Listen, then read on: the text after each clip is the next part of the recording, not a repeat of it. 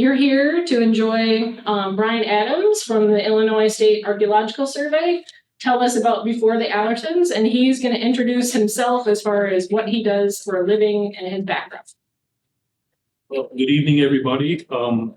Thank you all for coming out and inviting me to give this talk. Thanks to Dee for reaching out and contacting me and giving me a chance to tell you a little bit about what the Illinois State Archaeological Survey has been doing out at Allerton Park over the past few years. As Dee said, I'm with the Illinois State Archaeological Survey. I'm an archaeologist, got my degree at the University of Illinois, and then soon got a job working for the State Archaeological Survey, where we do a lot of work primarily in conjunction with the IDOT, or the Department of Transportation. So if they're going to build a road or improve some railroad crossings or do some work at airports, before they can go in and start churning up the ground, we have to go in there and do survey work, see if there's any archaeological sites or any historic structures that might be impacted, and produce a report summarizing our results. We got involved with work at Allerton several years ago. We were being part of the University of Illinois. We were asked to assist the park with a project that involved repairing hiking trails that were starting to slump down slopes. So they wanted to go in and stabilize some of the trails, and that triggered the whole process of needing to have an archaeological survey done. So that's how we got involved with work at Allerton. We got to know the staff out there, including Nate Beckhue, who's here, and worked closely with Nate about coming up with plans for additional work that we could do to sort of take a look at other aspects of the park that weren't directly related to the Allerton period, but show that there was a lot of history, prehistory, before the Allertons got to it. So get the first slide, I'll get going here. So just a little bit of information. You're all probably locals, so you probably know a lot of this, but I'll summarize it anyway. So the park is located about 4 miles southwest of Monticello. It covers about 1,500 acres along the Sangamon River. It's on land that was acquired by Samuel Allerton, who made a fortune in livestock in the 19th century. He eventually had his son maintain the farms. Samuel actually lived most of his life in Chicago, but Robert Allerton eventually established a home for himself here at the park and maintained the farms. And when he left the area in 1946, he donated all of the property to the U of I with the understanding that it would be maintained as a park. And until recently, little archaeological research has been done in the park. So it was almost a clean slate for us when we came in to start looking at some of these aspects of the park. So just a quick summary of the Allertons, and then we'll move on before them. On the left is a painting of Samuel Allerton, the patriarch, and to the right is his son, Robert. He's the one that really developed the park. When you go there today and you see all the statues and gardens, it's really associated with Robert Allerton's occupation of the park.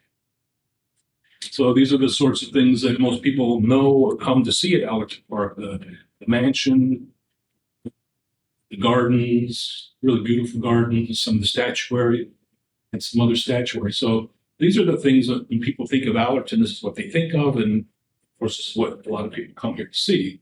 So what I want to talk to you tonight about are some of the other aspects of the park that are not as visible or not as easily visited, or just aren't on people's agenda when they come here. And so up here on the right, that's kind of the cluster where the mansion is and a lot of the gardens are. The Sun Singer's out here. But I'll be talking about, in addition to some other topics, about 2 pioneer cemeteries, one the Shepherd Cemetery on the north side of the park, the West Cemetery, Pioneer Cemetery at the south side of the park, some prehistoric Indian mounds centrally located in the park, in addition to some other aspects of the prehistory and early history. So archaeological research at the park really goes back to about 1965, at least systematic scientific archaeology.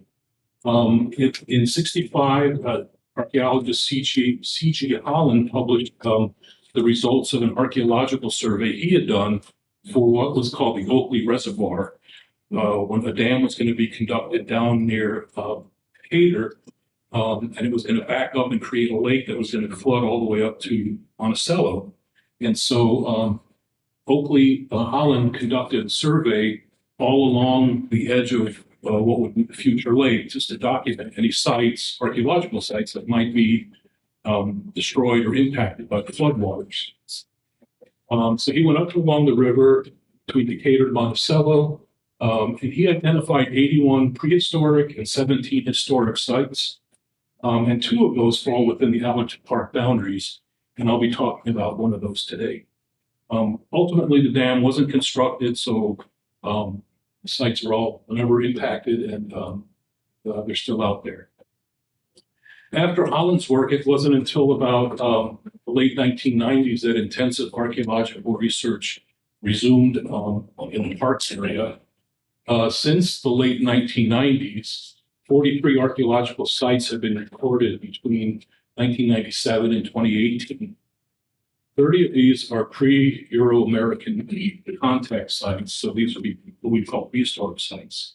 9 of them are Euro-American sites, early farmsteads, and 4 of them contain a mix of both early Euro-American and prehistoric material.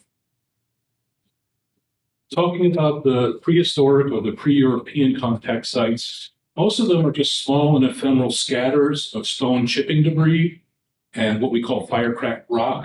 It's shattered rock that's produced when stones are heated up in a boiling pit or in a hearth, and they shatter in a very characteristic way. And most of this material we can't date. We can only say that it's prehistoric. Arrowheads have been found dating to about 10,000 BC to about 1200 AD, between periods that we call the early Archaic and the late Woodland.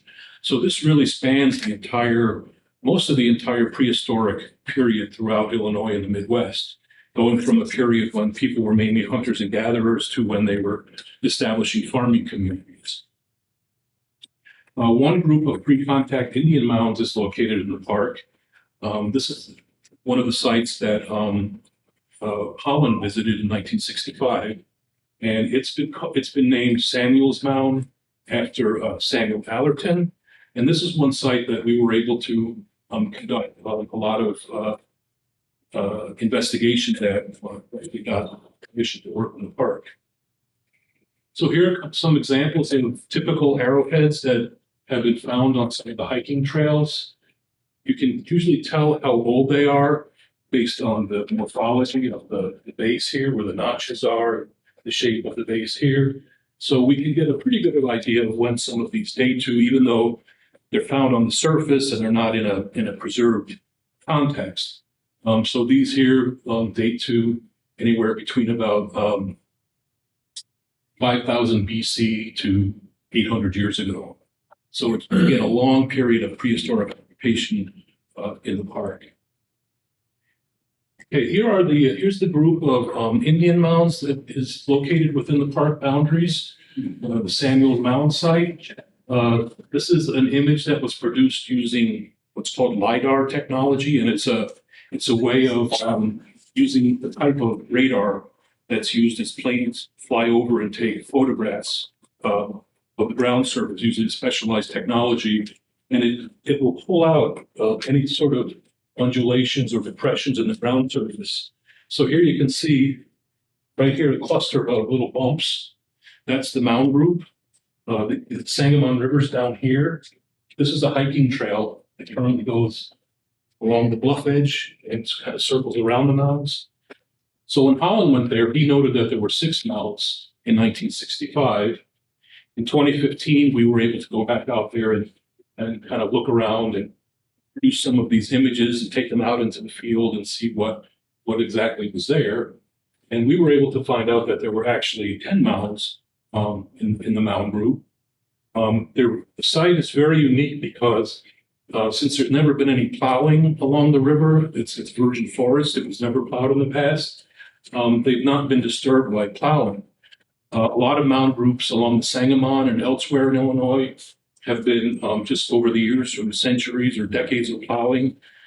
They've just been leveled off, so they're hardly visible at all.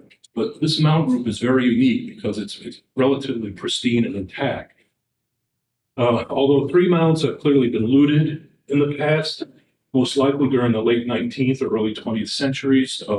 We've looked into that to see if there were any records that the Allertons may have kept of going out there and poking around the mounds, but so far we haven't found anything.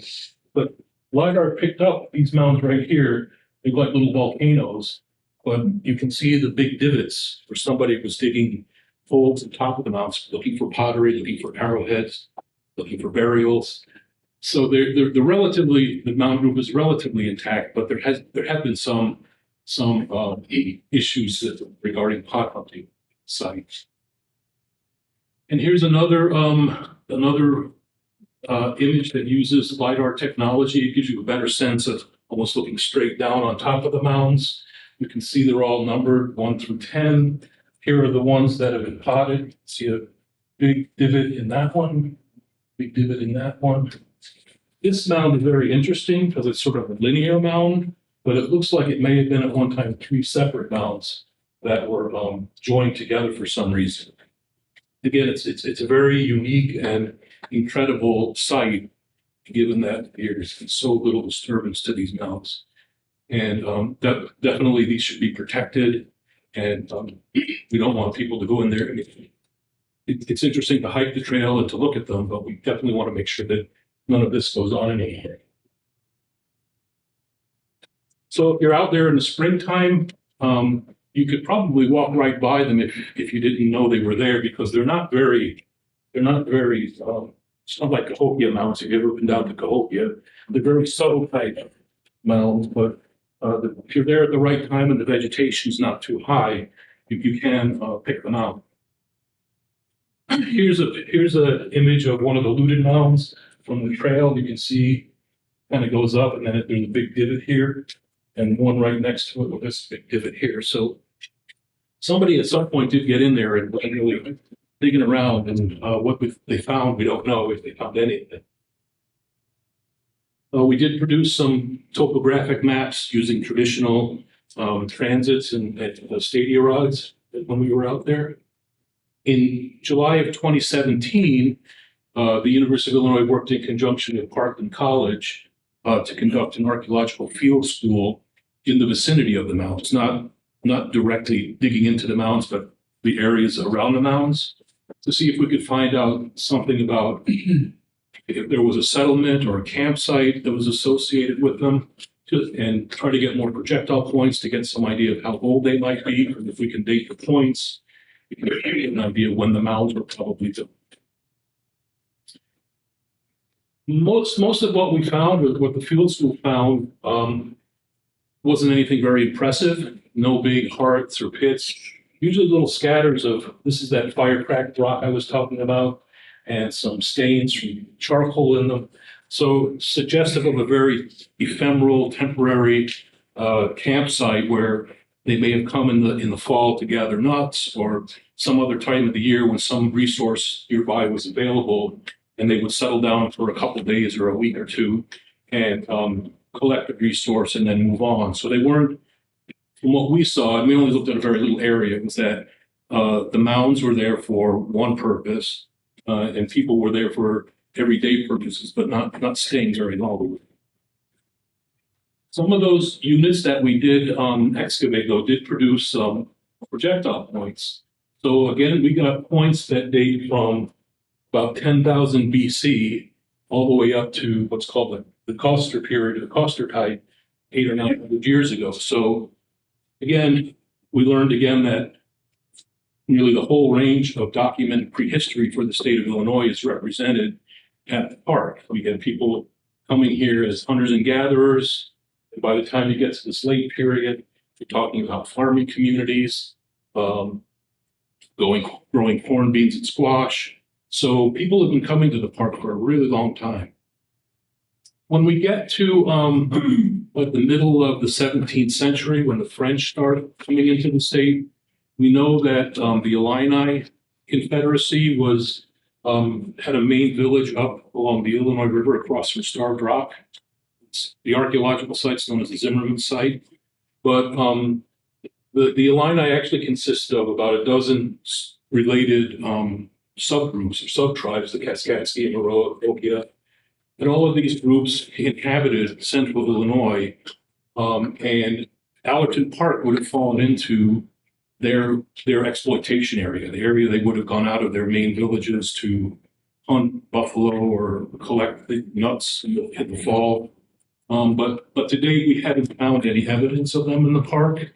There might be some ephemeral, maybe some of those ephemeral sites from just chipping debris and fire-cracked rock could have been left by small groups of the Illini groups coming out of along the Illinois River, but we just don't know. We get to know more about some of the native inhabitants of the park area later in the 17th century and into the 19th centuries when the Potawatomi and the Kickapoo moved into the area from northern Illinois and Wisconsin. This was a time when groups were being pushed farther west by Euro-American pioneers and settlers and wars with the British and French. So a lot of the tribes were being displaced. They were making alliances with the British or the Americans. So there was a lot of movement. It was very mobile. But the Kickapoo did establish sort of two bands center right over where the Allerton area is, the Prairie Band and the Vermilion Band. And the Potawatomi around the same time were moving into the same general area. So there's a lot of overlap in this time, but we do know from historic records that as Euro-Americans were moving into the Allerton area, they were in contact with Kickapoo and Potawatomi Indians. So basically, like the Illini, these were groups that were farmers. They grew corn, beans, squash, tobacco, melons, and they lived in semi-permanent summer villages. They also would gather wild plants, nuts, and berries. So there'd be some of the ephemeral short-term occupations where they'd go out of the main village and spend time, days or weeks, collecting things as they came into season. The groups would disperse to the forests in the fall for winter hunting. Generally, the women were the farmers and the men were the hunters. The summer villages consisted of houses made of reed mats or bark slabs that were placed over sapling frames, so very distinctive-looking structures. Now, the Kickapoo had established a large village that's known as the Grand Village of the Kickapoo near Bloomington, near the north reaches of the Sangamon River. So groups coming from that village could have been the ones who were working their way down into the Allerton Park area. And the Potawatomi tended to have villages across the northern half of central Illinois, but they did reach down to Lake Peoria. And like the Kickapoo, they probably also had temporary campsites that may have extended into the Allerton Park area. So that's an image of a traditional Kickapoo bark house of the type that may have been at one time established in the Allerton Park area. The sapling frame with the bark covering and then covered again with saplings. And we do know that from paintings by George Catlin and other painters, what the Kickapoo, how they dressed themselves at the time. Euro-Americans would have been coming through the area. So these are some images of Kickapoos from about the 1830s, which is right around the time settlers started to arrive in Piatt County and in Willow Branch Township and the Allerton Park area. Same with Potawatomi. We have some portraits that people like George Catlin painted in the 1830s. So we have a sense of what the Potawatomi looked like when Euro-Americans would have been moved into here. We do have some accounts in Emma Piatt's History of Piatt County. She was the granddaughter, I think, of James Piatt, one of the original settlers of the county, where the county's named after. But she mentioned that a man named Nathan Henline became good friends with the Kickapoo and Potawatomis in the 1820s. And we hear that apparently they were on good terms. And generally, that's what you hear about the contact between the incoming pioneers and the Kickapoo and Potawatomi that were living here, that they really got along pretty much. There was no, as far as I know, I haven't come across any accounts of violence or on either side. So it seems like it was a friendly, amicable relationship between the two groups of people. But eventually both groups were forced out of the area. The Kickapoo, beginning in 1819, they ceded all their territory in southern Illinois. And by 1832, the federal government forced the remaining Kickapoo to leave Illinois. So by the early 1830s, for the most part, the Kickapoo are gone from the area. And similarly with the Potawatomi, in 1832, following the Black Hawk War, they gave up all their lands along the Kankakee River. And by December of 1832, they were also ordered to leave the area, to leave Illinois. So again, by the early 19th century, most of the large populations of Kickapoo and Potawatomi are no longer in the area, the Allerton area. So are there any Kickapoo and Potawatomi sites at the park? There might be, but we still haven't found any. So it would be interesting to document one of these sites. We do know what they should look like based on what was found at the site near Bloomington, the large village site, the grand village of the Kickapoo. So we have an idea of what kind of artifacts we would find in association with these historic period groups. So right around the time the Kickapoo and the Potawatomi are leaving or being forced out of Illinois is about the time when pioneers from farther east start coming into Piatt County and central Illinois in general. And a lot of the early settlement was here in Willow Branch Township, which is where Allerton Park is located, and also Monticello Township. Some of the earliest settlers were coming in the 1830s. John West, William Madden, Peck. The Pecks were pretty popular, well-known pioneer settlers in the area, and a man named Samuel Havley. I'm going to talk about John West because his family cemetery is located in the park, and we know a little bit about him based on the cemetery and some of the historical accounts. So again, looking at Emma Piatt's History of Piatt County, she did write a little section on him. She recorded that he was a native of Ohio. He married there and moved to Illinois about 1835, and that jives with records that we have on the early purchases of property. The state keeps records of those land purchases, and we do know that he did purchase land within the Allerton Park area in 1835. He purchased a tract just above the mouth of Willow Branch, which is very close to where the cemetery is, the West Cemetery. She says they camped in a wagon until the little log house was built, and then they moved into it before the door was cut out. So the West Family Pioneer Cemetery dates to 1846 to 1871 based on the dates on the tombstones there. There are currently 20 gravestones in the cemetery. Fortunately, it's been documented a couple of times by local historians. In 1962, Fern Reichert visited the cemetery and did a detailed recording of headstones and what was there. And then this society went back in 1985 and did the same thing. They revisited the cemetery, and it's just sort of interesting to compare the two because between 62 and 85, some of the stones have, not so much in this one, but some of the stones are gone or have been no longer standing. Well, they were not standing in 62, but they've been fixed since then. Anyway, these are important documents, and they're very valuable records that we have of who was in the cemetery.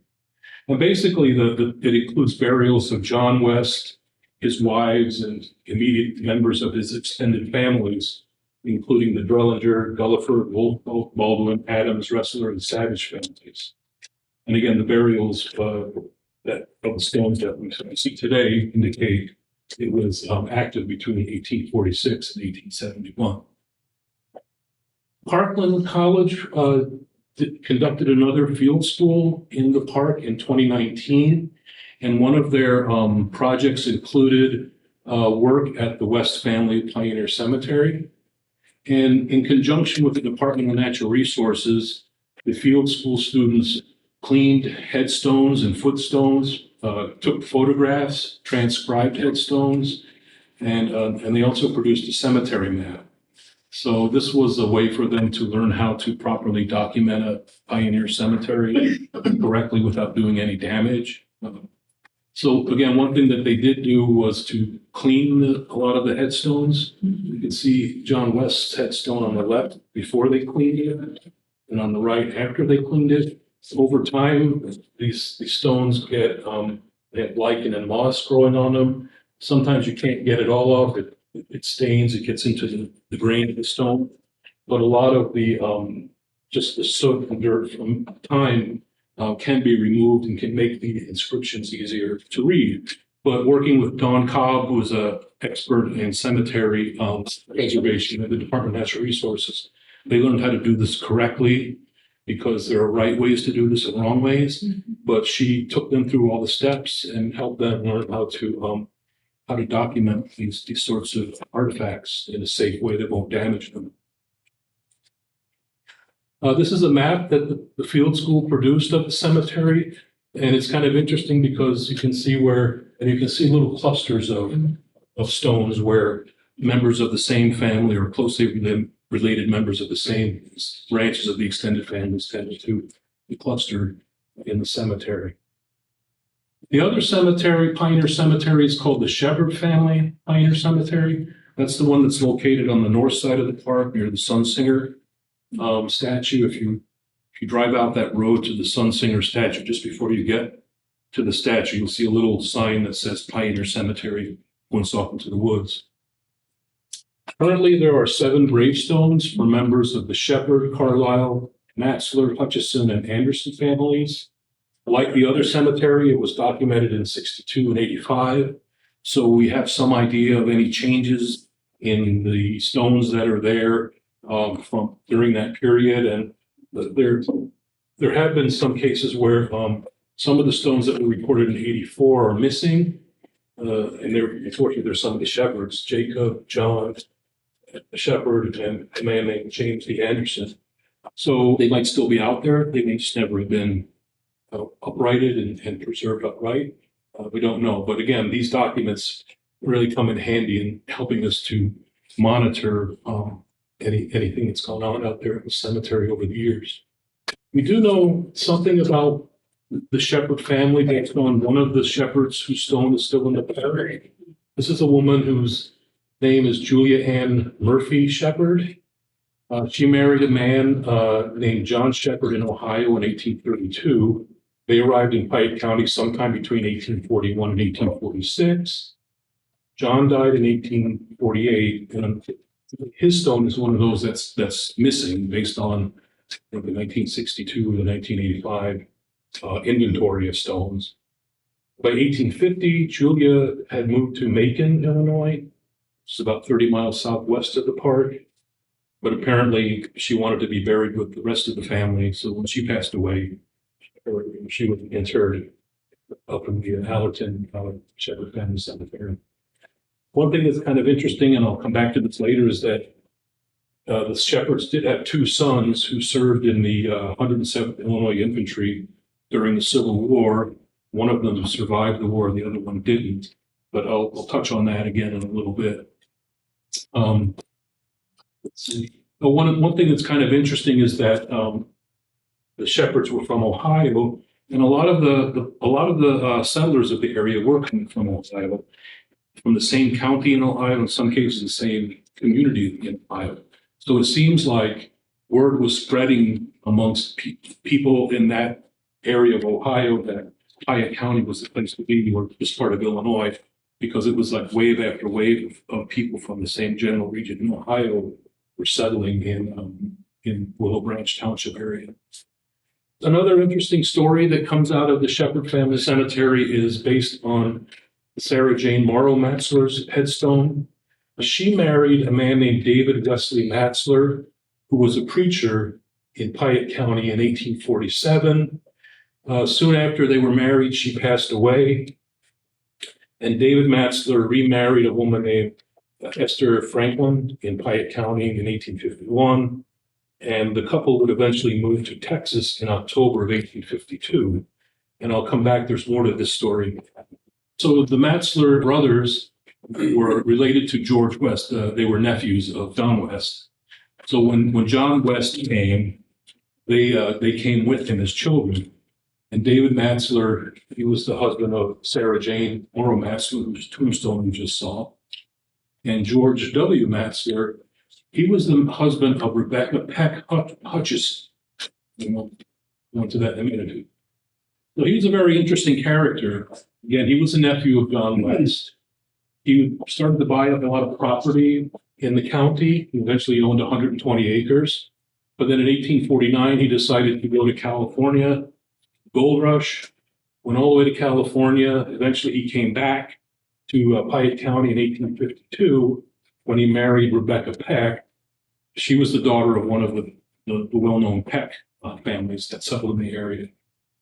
Rebecca Peck was the widow of a man named William Hutchison, who was described as a fire and brimstone preacher. He passed away, and then eventually George Matzler married her. I know this gets kind of confusing, the typical genealogy stuff, but it's an interesting story, I think. Eventually, like I said, talking about the other Matzler, they left together. The Matzlers left Piatt County for Texas, and George would eventually serve with the Confederate Army in the Civil War. So I thought this was kind of interesting that you have descendants of people living at one time kind of shoulder to shoulder. The descendants of one ended up on the northern side, and the others ending up on the Confederate side. It really shows you how mobile people were and how simply moving from one area to another could put you in the south or the north. There's quite a few photographs and information about George Matzler online and different sources, but here's a picture of him with his daughters, and I believe this is Rebecca Peck. On the right is an image of Rebecca Peck and two of her daughters. They would eventually have more children, but initially they had two. And in 1883, Rebecca Peck Matzler apparently came back to Monticello for a family reunion, and she's shown right here next to, I think that's one of the patriarchs of the Peck family. One of the stones in the Shepherd Cemetery was very illegible. You can see it on the right there. But we knew that Rebecca Peck had married a man named William Hutchinson, who died of pneumonia in 1847. And his suspected stone was that one that you see, but it's very stained and highly eroded, and it's nearly illegible. So we have an individual at the Archaeological Survey who has what's called a handheld 3D scanner, and he uses that to scan rock art, prehistoric rock art, petroglyphs, birds, and other images that the Indians pecked into the sides of bluffs, things like that. And so we were wondering if he were to take his scanner and scan this headstone, he could bring out some details that were not visible. So here's, his name is John Lambert. He's images of him analyzing the stone, and what he does first is he coats the stone with talcum powder, because apparently it improves the ability of the scanner to send back reflection images to the computer.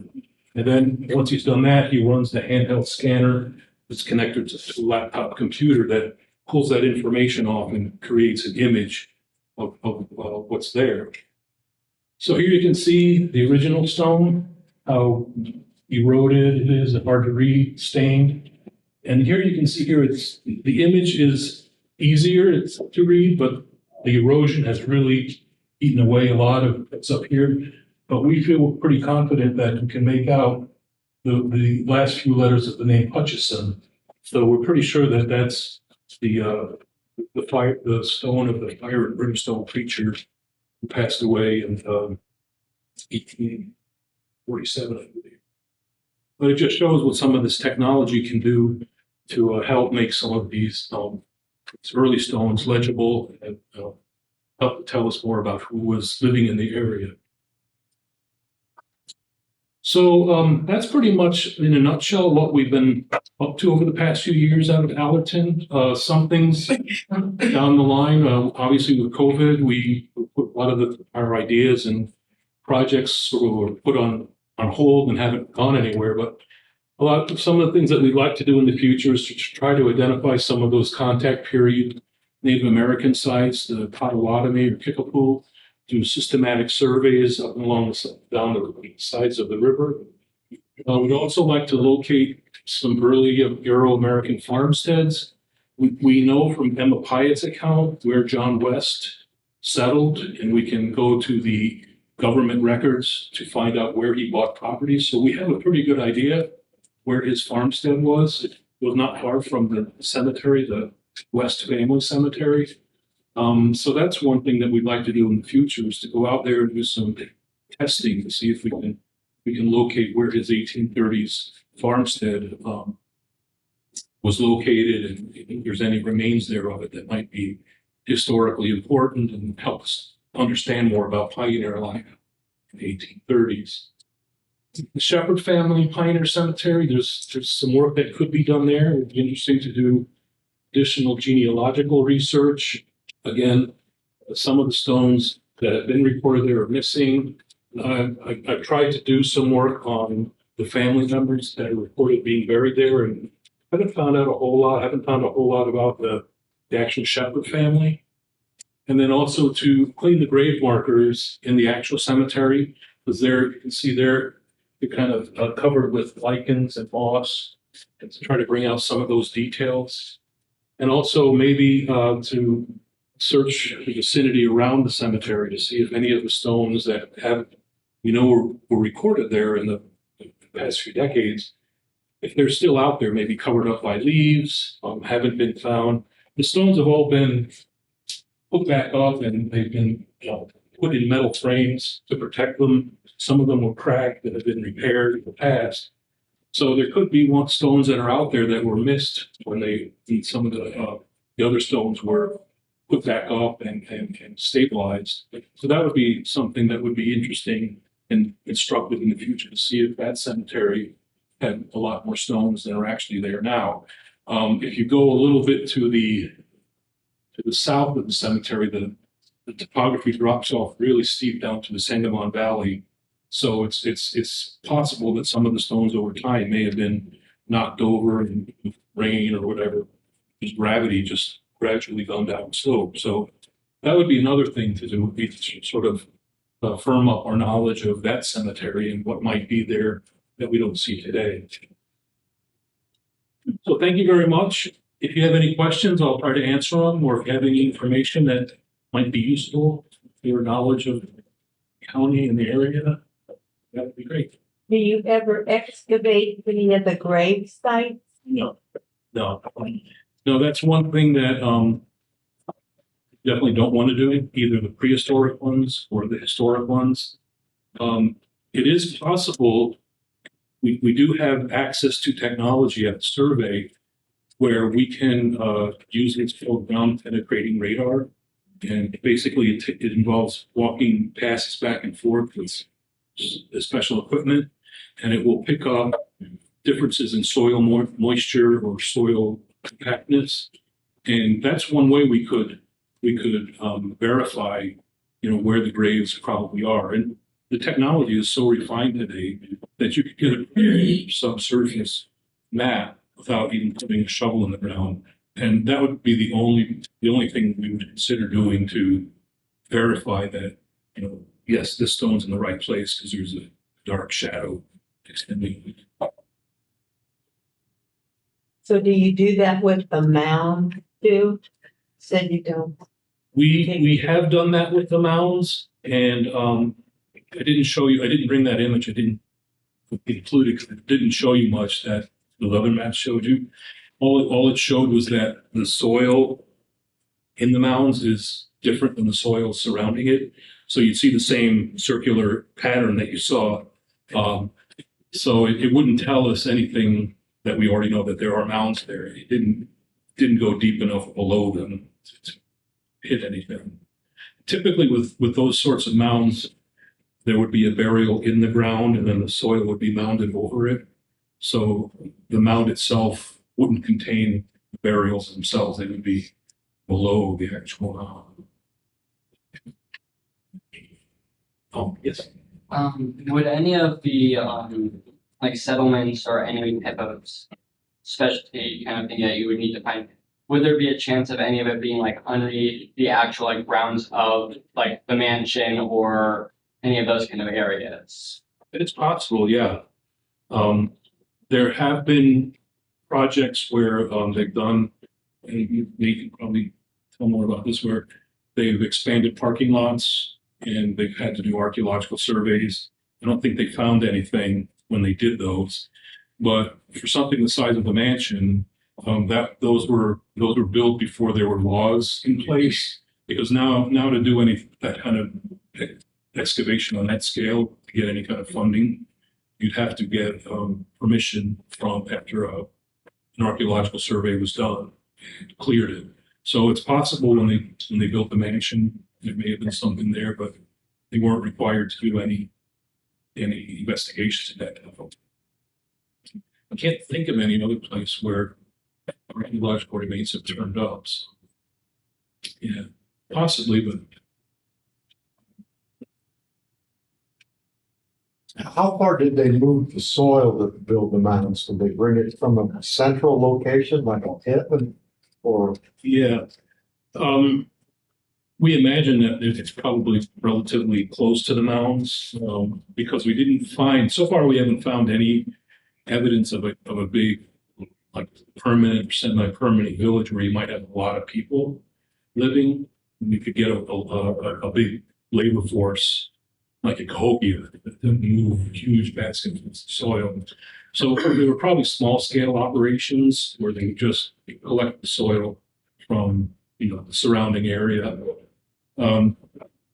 Some of the mounds elsewhere in Illinois are interesting because depending on when they were built, it seems like they would go after different types of soil. Like they would get certain kinds of clay from one area for part of the mound and soil from another area. And sometimes people have interpreted that to mean they were trying to recreate some of their mythological stories in the mound construction. There are myths about the earth diver, when the earth world was created, went down to the underwater and pulled clay up, blue clay or red clay. And some people have interpreted some of those mounds to mean that they would go specifically to certain areas to get soil to recreate the myths that they were using as their burial grounds.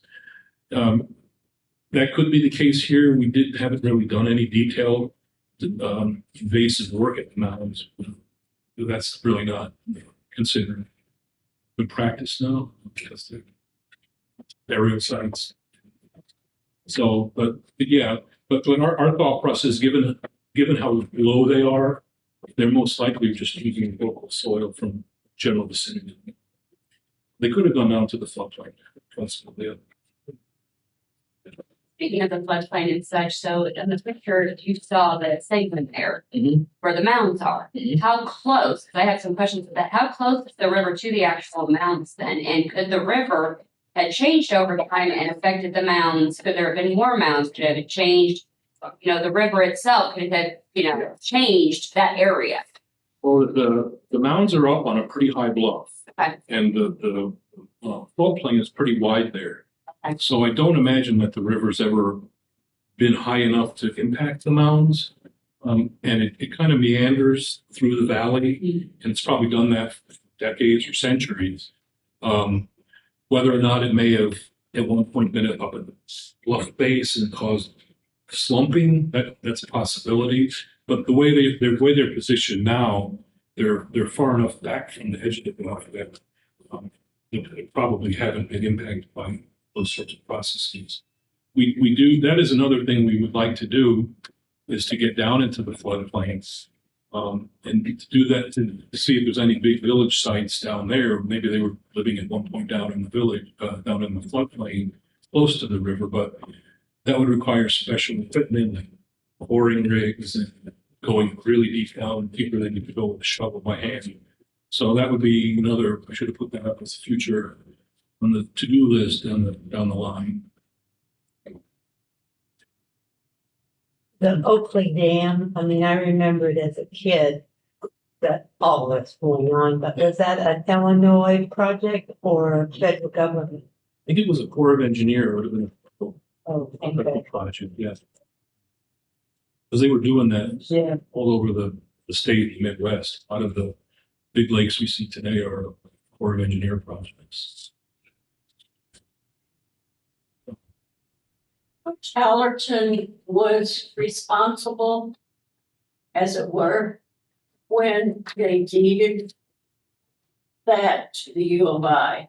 It would have been Robert Saunders. Yeah. I think he moved to Hawaii and he established a similar What year was that? 46. Thank you. Yeah. I'd be curious to know in this room, how many people knew a teacher named J.K. Phelps? Yeah. I won't say it anymore, because they know what I'm talking about. I don't think come across the name. No, you won't.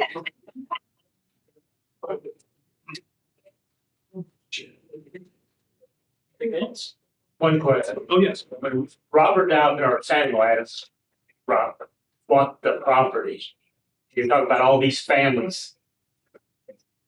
Did he buy this from each family? I mean, did he buy this in sections or how did he? He bought it over time. If you look at the plat maps, the historic plat maps, you can see that over time, he's buying more and more property. Okay. So yeah, it was over time he just accumulated this. So originally he come in with just a set acreage and then just kept. Yeah. Buy, okay. Mhm. So I know that for large sections of Allerton Park, before the Allerton kind of had bought it, that a large section wasn't actually like forested and it was a lot of like fielded and stuff like that. During a lot of like the Indian settlements and all that, would they have been more wooded or more like prairie kind of? In this area, it was pretty typical where you have the forest, the original forest, pretty close to the streams, to the rivers. Once you got away from them, it was prairie. I mean, if you read early settler accounts, they talk about, even sitting on a horse, the prairie grass being over their heads. So it was when they came here, when the Euro-Americans came here, and when the natives were here too, it was probably must have been like that for centuries before then.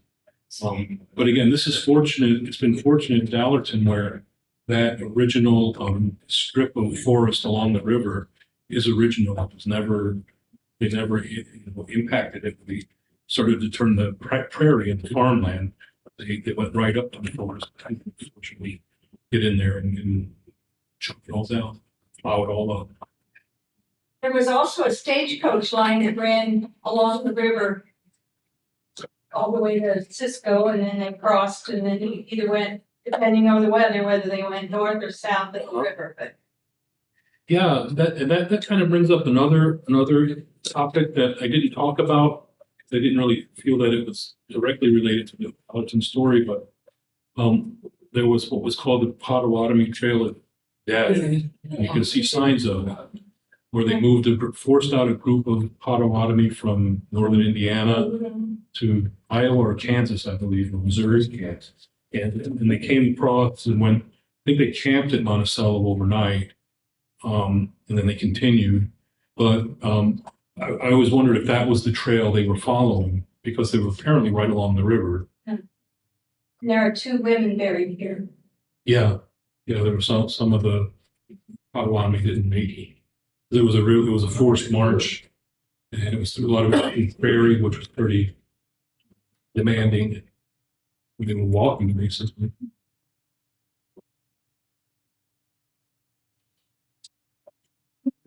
And thank you all for having me. If any of you have information that I can get.